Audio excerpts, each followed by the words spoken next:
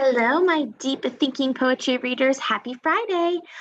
So today you will still need your Big Wonders book. We're going to dig into a couple more poems. You should also have your worksheet from yesterday, and you will need the other page today also. Okay? So today we are going to read one more poem together, and then I am sending you off on your own to find that theme, that message, that lesson learned on a couple poems and looking for some of those other poetry elements, those rhyming words, those metaphors, similes, all that good stuff that makes a poem a poem. All right, so I need you to have your Wonders book, your Big Wonders book, and you are opening to page 362.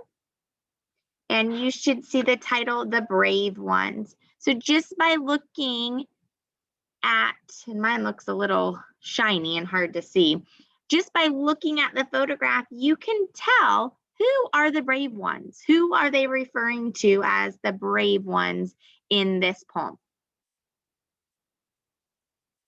Firefighters, right? So this kind of poem is called a free verse poem. And free verse poems don't always have rhyming words. I know we've been hunting and looking for those rhyming words, but this type of poem does not always have them. And sometimes we've noticed that words are repeated in poems, repetition. We've noticed that in pretty much all of the poems. So that might be something that we see again today, okay?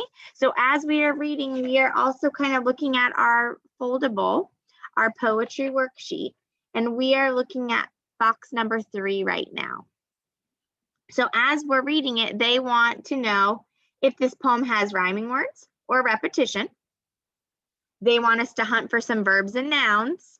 And then I'm going to send you off on your own to come up with the theme of this one, okay? So as we're reading, let's kind of think about those couple elements that we're going to look for in our poem today. The brave ones. So 362, let's go. We hear the bell clanging. We come in a hurry. We come with our ladders and hoses. Our hoses. We come in a hurry to fight the fire, the furious fire, to smother the smoke, the smoke. We don't have much time. We climb, we spray. We are the brave ones who save, who save. We are the brave ones who save. All right. So, does this free verse poem have any rhyming words? Did you notice any words that had the same ending sound that rhymed? Go ahead and circle yes or no. All right, well, I did not. You should have circled no for rhyming words. But then let's think about repetition. And if we don't remember, it says it right up here. Repetition means that words or phrases in a poem are repeated. Did you notice words and phrases that were repeated over and over again in this poem? Was there repetition? Go ahead and circle yes or no. What do you think? Yes, absolutely. I noticed a lot. How about you? All right, so then let's look at our chart. It wants us to find some verbs.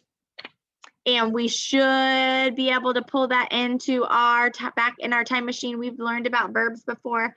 Verbs show action. So if we were to look for action words, doing words, what are some that you noticed? Look right here, we've got smother. See if you can find a couple other ones. See if you can find like 2 or 3, and then I'll share the 3 that I found.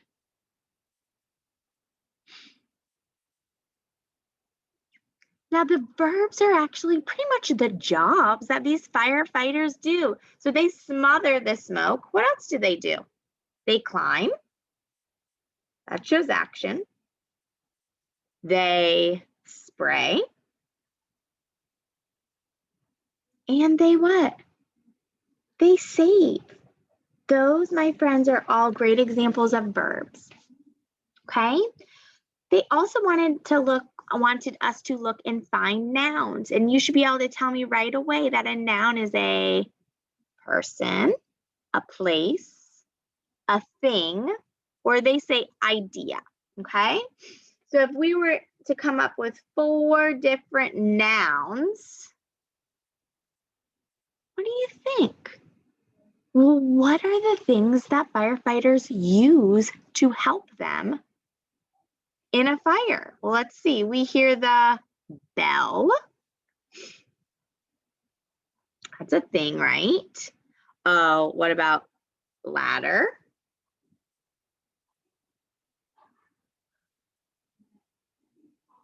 Hoses. And then what do they fight? What do firefighters fight? Fire, right? All right.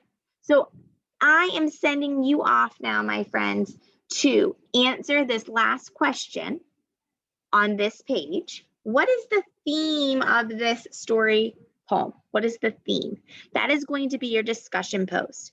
So what is the lesson that the author is trying to teach us here? Okay, but you are not done yet. After you finish the last question on box number 3, you are also going to read one more poem, actually. You are going to read the poem on page 364 and 365. Narcissa. Okay, and on that, they want you to find the rhyming words. We did that already, so you should know, what is Narcissa doing? What detail supports how the author feels about Narcissa? Oh, there's that point of view.